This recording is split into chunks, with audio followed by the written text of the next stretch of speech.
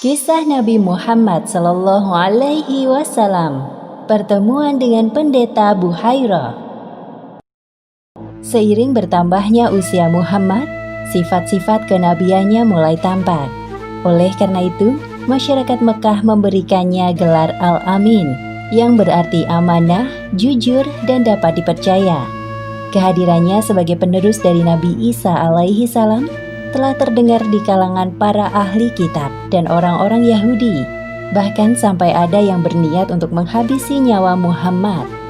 Akhirnya dengan izin Allah Subhanahu wa Ta'ala, Muhammad berhasil lolos dari incaran orang-orang Yahudi melalui perantara pendeta Buhairah. Abu Thalib merasa bersyukur diberikan amanah merawat Muhammad. Beliau sangat menyayangi Muhammad melebihi anaknya sendiri. Begitu juga dengan Muhammad yang merasa dirinya aman dalam penjagaan Abu Thalib. Wahai Muhammad, engkau benar-benar anak muda yang sempurna. Hatimu bersih karena tidak suka bermaksiat seperti teman-teman seumuranmu. Semoga firasatku ini benar, kelak engkau akan menjadi orang besar. Mekah sedang dilanda paceklik panjang. Kehidupan terasa semakin sulit. Orang-orang mulai mengeluh karena keterbatasan air dan bahan makanan. Mereka pun mengadu kepada Abu Thalib selaku pemimpin kaum Quraisy setelah meninggalnya Abdul Muthalib. Wahai Abu Thalib, lihatlah daerah sekitar kita ini. Tanahnya kering dan tandus. Panen diramalkan akan gagal jikalau hujan tak kunjung turun. Padahal hanya ini yang kami andalkan untuk hidup sehari-hari. Kami mohon engkau berdoa kepada Tuhan agar menurunkan hujan. Aku dapat merasakan kesedihanmu, wahai saudaraku. Sekarang marilah kita terus berdoa tanpa henti kepada Tuhan pemilik alam semesta. Tiba-tiba Abu Thalib teringat kepada keponakan kesayangannya. Beliau berpikir jika mengajak Muhammad, maka doa penduduk Mekah akan dikabulkan. Karena Muhammad adalah orang yang paling bersih hatinya dan jauh dari dosa.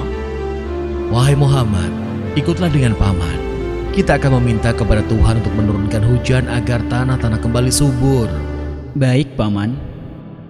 Abu Thalib menempelkan punggung tangan Muhammad ke dinding Ka'bah seraya berdoa. Tak berselang lama, tiba-tiba mendung datang dari berbagai penjuru langit dan hujan turun dengan derasnya. Hujan! Hujan! Hujan! Hore!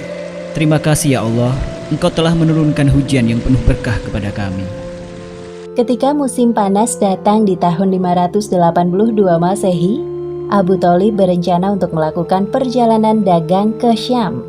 Muhammad yang mengetahui rencana pamannya itu memaksa untuk turut serta, padahal usianya masih 12 tahun. Wahai Paman, bolehkah aku ikut berdagang denganmu? Tidak untuk saat ini ya nak. Perjalanan ke Syam sangat jauh dan melelahkan untuk anak seusiamu. Jika Paman pergi, aku akan sendirian di sini. Lalu kepada siapa aku berlindung jika sesuatu terjadi kepadaku?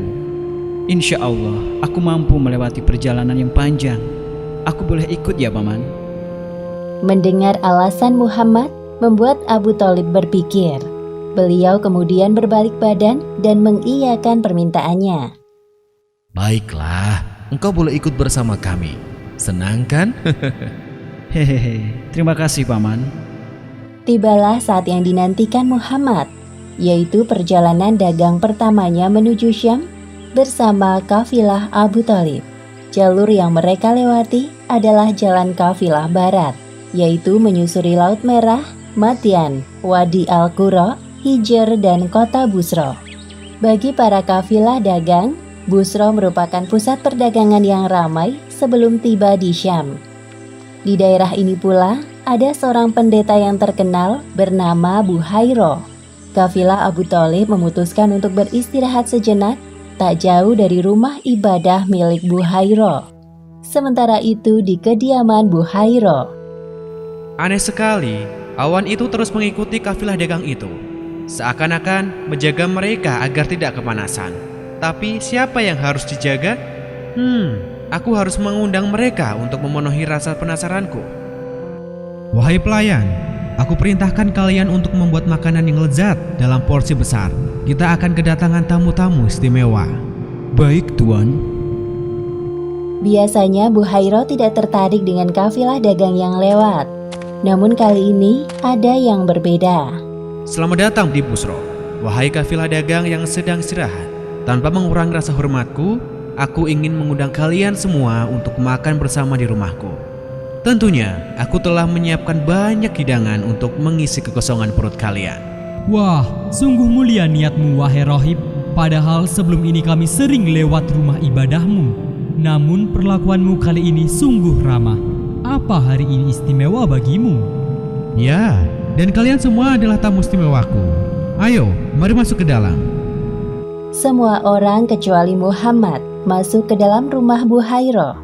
Hal itu dikarenakan tugasnya menjaga perbekalan kafilah. Setelah mengamati para tamunya, Buhairo merasakan ada kejanggalan. Wahai saudaraku, semua makanan ini sungguh lezat. Semoga kalian menyukainya. Namun, apakah semuanya telah hadir di sini? Engkau tenang saja, Buhaira. Perut kami cocok dengan jenis makanan apapun, asalkan halal. Untuk keamanan perbekalan, kami ada satu anak laki-laki menjaga di luar. Para kafilah itu saling berbisik-bisik. Mereka mulai membicarakan Muhammad. Kasihan sekali anak muda itu. Ajaklah kemari menikmati hidangan istimewaku. Tenang saja, aku akan perintahkan pelayanku untuk menjaga perbekalan kalian. Baiklah, aku akan memanggilnya. Buhairo memperhatikan Muhammad dengan seksama dari ujung kaki hingga kepala. Setelah selesai makan, barulah kemudian Buhairo mengajak Muhammad berbincang. Wahai anak muda, kemarilah, aku ingin berbincang denganmu. Apa yang hendak Tuan tanyakan kepadaku? Insya Allah, aku akan menjawabnya. Tanpa sedikit pun menyia-nyiakan kesempatan, Buhairo menanyakan banyak hal kepada Muhammad, seperti postur tubuh sampai posisi tidurnya. Setelah melihat tanda kenabian di punggung Muhammad, Buhairo menghampiri Abu Thalib. Apakah Muhammad itu anakmu? Iya, dia anakku. Engkau berbohong. Dia tidak pantas memiliki ayah yang masih hidup. Iya, kau benar. Maksudku, dia anak saudaraku yang aku rawat seperti anakku sendiri. Adikku dan istrinya telah meninggal dunia beberapa tahun lalu. Ketahuilah, keponakanmu itu adalah nabi terakhir penerus Isa alaihissalam. Ialah utusan Allah bagi penduduk bumi. Hah? Dari mana engkau mengetahui hal itu? Wahai Buhairo, tunjukkan padaku buktinya. Kemudian Buhairo menjelaskan tentang pengetahuan yang dimilikinya. Sebenarnya, sejak kalian tiba di Aqabah, tidak ada bebatuan dan pepohonan pun, melainkan mereka tunduk bersujud. Mereka tidak akan sujud, melainkan kepada seorang nabi.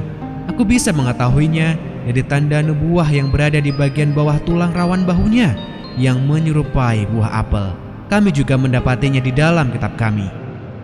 Mendengar apa yang disampaikan oleh Buhairo, raut wajah Abu Thalib mendadak berubah dari bahagia menjadi cemas. Lalu apa yang harus aku lakukan sekarang? Saran dariku, kembalilah ke negeri asalmu. Di sini tidak aman, terlebih lagi Syam. Aku khawatir orang-orang Yahudi yang telah mendengar berita ini sedang mengincar keponakanmu itu. Segera saja, Abu Thalib menyuruh beberapa pemuda yang ikut bersama rombongannya untuk menemani Muhammad kembali ke Mekah. Benar saja, selang beberapa waktu setelah Muhammad pulang, datanglah 3 orang Yahudi bernama Zurair, Daris, dan Tamam. Mereka menanyakan tentang anak muda dengan menyebutkan ciri-ciri seperti Muhammad. Aku tidak mengerti apa maksud pembicaraan kalian. Tidak ada anak muda yang singgah kemari. Hanya sekelompok kafilah dagang yang terdiri dari para laki-laki dewasa. Sudahlah Buhaira, jujur saja kepada kami. Engkau pasti juga telah mengetahui tentang kedatangan anak muda utusan Tuhan itu, bukan? Wahai saudaraku, anak muda itu bukan orang sembarangan. Ada Tuhan Allah yang menjaganya. Dengarkan aku baik-baik. Kalian tidak akan menang melawannya jika memang tujuan kalian untuk menghabisinya. Sudahlah, bendam niat buruk itu dalam-dalam. Untuk apa kita melukai tangan kita yang suci ini demi sesuatu yang buruk, saudaraku? Setelah mendengarkan penjelasan Buhairo, para ahli kitab itu membatalkan niat untuk mencari dan membunuh Muhammad. Di kota Mekah, Muhammad tumbuh menjadi seorang pemuda yang nyaris sempurna, paling terhormat dari segi nasab, paling mulia akhlaknya, paling baik tutur katanya, paling jauh dari keburukan pergaulan orang-orang Mekah. Sehingga semua orang menjulukinya Al-Amin, karena Allah Subhanahu wa Ta'ala mengumpulkan padanya segala hal-hal baik. Demikianlah akhir kisah pertemuan Muhammad dengan pendeta Buhairah.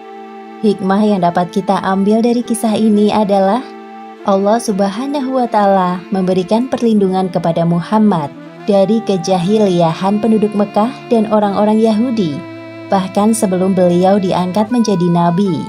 Hal ini sesuai dengan janjinya sebagai Tuhan Maha melindungi orang-orang yang beriman. Wallahu a'lam bishawab.